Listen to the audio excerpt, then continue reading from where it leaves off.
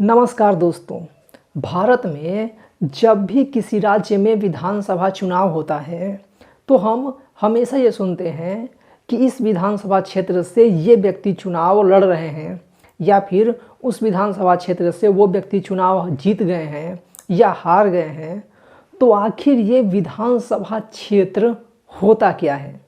तो आज के इस वीडियो में हम इसी को जानने की कोशिश करेंगे। तो चलिए वीडियो को शुरू करते हैं। तो सबसे पहले बात करते हैं कि विधानसभा क्या होती है।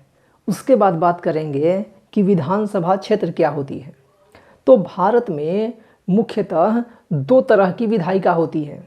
पहली होती है केंद्रीय विधायिका, जिसे संसद कहा जाता है, और दूसरा होता है राज्य विधानमंडल, ठीक है, जिसे विधानमंडल के नाम से भी जाना जाता है। जो संसद होती है वो पूरे भारत भर के लिए होती है, वो दिल्ली में है, ठीक है। और संसद के 3 अंग होते हैं, राष्ट्रपति, राज्यसभा और लोकसभा, ठीक है। और लोकसभा और राज्यसभा जो है वो संसद के 2 सदन हैं, 2 हाउस हैं, और ये सब क्या है, पूरे देश के लिए एक ही है और ये दिल्ली में है। वहीं बात करें राज्य विधानमंडल की, तो राज्य विधानमंडल के भी 3 अंग होते हैं, राज्यपाल, विधानसभा और विधान परिषद, और ये राज्यों में होती है। तो भारत के प्रत्येक राज्यों में विधानसभा होती है, ठीक है। और जो विधान परिषद है वो वर्तमान समय में भारत के सिर्फ 6 राज्यों में ही है। तो हम बात कर रहे हैं विधानसभा क्षेत्र की। तो इसके लिए हम समझ लेते हैं कि विधानसभा क्या होती है। तो विधानसभा जो होती है वो राज्य विधानमंडल का एक अंग होता है, यानी कि जो राज्य विधायिका होती है उसका एक अंग होता है और उसका एक सदन होता है, ठीक है। राज्य विधानमंडल के 2 सदन होते हैं, विधानसभा और विधान परिषद। तो जो विधानसभा होती है वो राज्य विधानमंडल का एक सदन होता है और ये भारत के प्रत्येक राज्यों में होता है। सदन को ही इंग्लिश में हाउस कहा जाता है। तो जो विधानसभा होती है वो भारत के प्रत्येक राज्यों में होती है, ठीक है। और इसमें जिसके पास बहुमत होता है वही व्यक्ति उस राज्य में सरकार बनाता है। यानी कि अगर बात करें मध्य प्रदेश की, तो मध्य प्रदेश का जो विधानसभा है उसमें जिस व्यक्ति को बहुमत मिलेगा वो व्यक्ति मध्य प्रदेश में सरकार बनाएगा और वहाँ का मुख्यमंत्री बनेगा।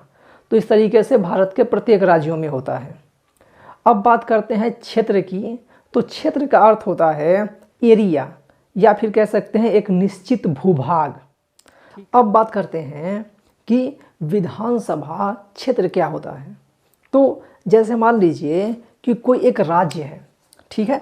जैसे अगर हम मान लेते हैं कि ये क्या है, एक राज्य है, ठीक है, एक स्टेट है, ठीक। और इस स्टेट में जो है वो 40 विधानसभा सीटें हैं या 40 विधानसभा क्षेत्र हैं, ठीक है, 40 विधानसभा क्षेत्र हैं। तो इसको क्या किया जाएगा कि 14 यानी कि 40 भागों में बांट दिया जाएगा, ठीक है। इस तरीके से ज़रूरी नहीं है कि ये सारे भाग बराबर ही होंगे। ये जो भाग हैं वो छोटे बड़े हो सकते हैं, ठीक है, यानी कि जनसंख्या के हिसाब से हो सकता है, या फिर ये जो हैं वो कैसी वहाँ की स्थिति है, ठीक है, यानी कि कौन सा पहाड़ी एरिया है या किस तरीके से चुनाव करवाने में आसानी होगी, किस क्षेत्र की क्या प्राथमिकताएं हैं, उस हिसाब से इसको बांट दिया जाएगा, ठीक है। अगर 40 है तो 40 भागों में, 100 है तो 100 भागों में, ठीक है, ये बांटा रहेगा।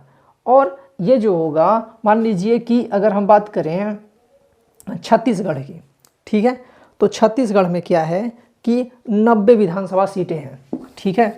तो वहाँ पे 90 विधानसभा सीटें हैं। और अगर ये मान लीजिए कि छत्तीसगढ़ है, छत्तीसगढ़ का हालांकि जो नक्शा है, मैप है, वो ऐसा नहीं है, वो दूसरे तरह से है, बट एग्जाम्पल के लिए ले लेते हैं। तो इसको 90 भागों में बांटा गया। और आप जानते हैं कि प्रत्येक राज्यों में विधानसभा होती है। तो मान लीजिए कि ये जो है वो छत्तीसगढ़ की विधानसभा है, ठीक है, गोल जो विधानसभा है।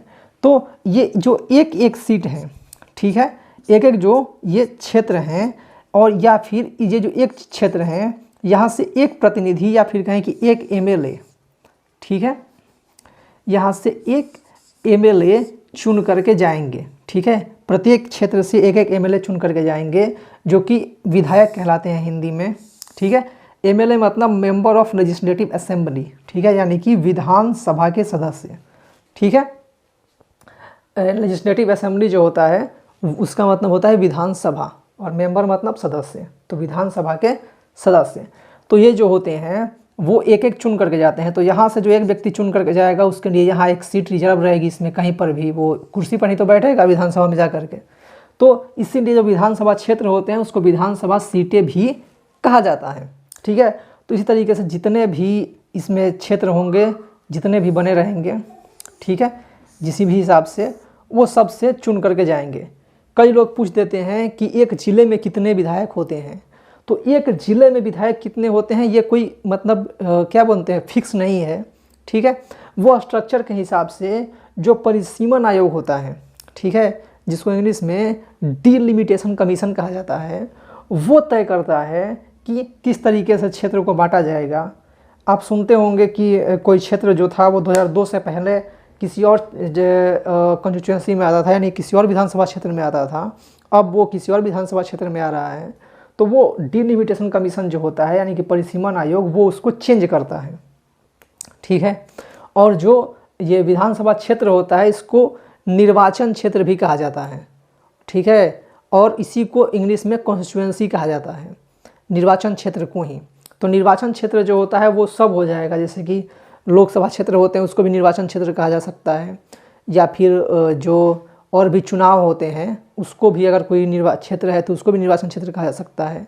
लेकिन जब बात करेंगे विधानसभा क्षेत्र की या विधानसभा सीट की, तो वो खास जो होगा वो विधानसभा क्षेत्र ही होगा, वो विधानसभा के लिए ही होगा। ठीक है, तो इस तरीके से आप सिंपली समझ सकते हैं कि जो विधानसभा क्षेत्र होता है वो एक निश्चित भूभाग होता है। ठीक है, और भारत में जितने भी राज्य हैं उस राज्य में पार्टिकुलर उस राज्य में जितनी विधानसभा क्षेत्र निर्धारित की गई है, ठीक है, उतने भागों में उस राज्य को बांट दिया जाता है, और प्रत्येक भाग्य को विधानसभा क्षेत्र कहा जाता है। और उस क्षेत्र से एक विधायक, जिनको इंग्लिश में एमएलए कहा जाता है, मेंबर ऑफ लेजिस्लेटिव असेंबली, वो चुन करके जाते हैं और विधानसभा में जा करके वो उस क्षेत्र का प्रतिनिधित्व करते हैं। उस क्षेत्र की जो भी परेशानियां होती है वो वहाँ पे रखते हैं। ठीक है, और जो विधायक होते हैं या एमएलए होते हैं उन्हीं के बहुमत से राज्य में सरकार बनती है। ठीक है, उन्हीं के बहुमत से मुख्यमंत्री बनते हैं। तो ये बहुत ही सिंपल तरीके से मैंने आपको समझाने की कोशिश की है। अगर इसके बाद भी आपके मन में कोई कन्फ्यूजन है, आप कुछ पूछना चाहते हैं, तो उसको कमेंट बॉक्स में ज़रूर लिखिएगा, और हमारे वीडियो को हर किसी के साथ शेयर कीजिए ताकि सब तक ये महत्वपूर्ण जानकारियाँ पहुँचती रहे। अगर आप किसी और टॉपिक पर कुछ और जानना चाहते हैं, ठीक है, कोई और टॉपिक चाहते हैं कि उस पर मैं वीडियो बनाऊँ, तो उसको भी कमेंट बॉक्स में ज़रूर लिखिएगा। तो वीडियो को पूरा देखने के लिए बहुत बहुत धन्यवाद।